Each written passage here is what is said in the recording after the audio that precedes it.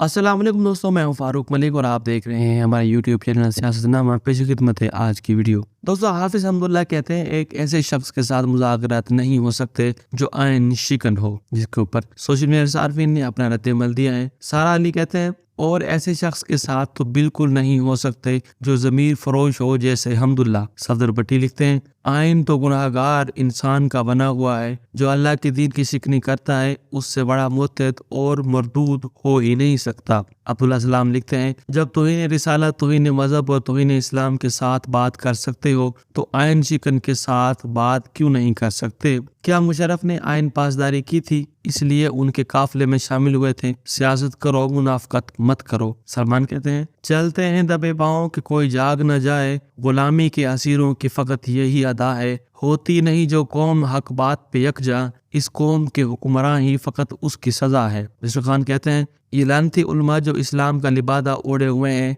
ये एक नंबर के मुनाफिक लोग हैं। ये लोग ज़रा से सियासी फायदे के लिए अपनी माँ तक को बेच देते हैं। लानत हो इन पे और उनकी नस्लों पर। अली हमजा खान कहते हैं कुरान और हदीस ने तुझे हक और बातिल की पहचान बताई है। गुल वजीर कहते हैं अगर ये मौलवी या उसके लीडर पाकिस्तान जिंदाबाद का नारा लगाते हुए उन्हें पाकिस्तान का वफादार समझा जा सकता है। नदीम खान कहते हैं यही तो हम खान साहब को बता रहे थे कि पीडीएम बमाए फजलांडू से मुज़ाकरात मत करें, ये आयन शिकन के साथ साथ बड़े कम ज़र्फ भी हैं। अंजुम सोहेल कहते हैं लेकिन अगर हमें कुछ मिले तो मुशर्रफ की तरह हम खान के पीछे भी दुम हिलाते हुए नजर आएंगे। इमरान यूसुफ कहते हैं खान 90 दिन में इलेक्शन नहीं करवा सका इसलिए वो आयन शिकन है। शेख कहते हैं एक ऐसी जमात से बात नहीं हो सकती जो छोकरेबाज हो। अमाजुल फकार कहते हैं कुछ जाहिल ठेकेदार कर भी नहीं सकते मुर्शिद के साथ मुज़ाकरात। बलोच सैफुल्लाह कहते हैं और ऐसे शख्स के साथ भी नहीं हो सकता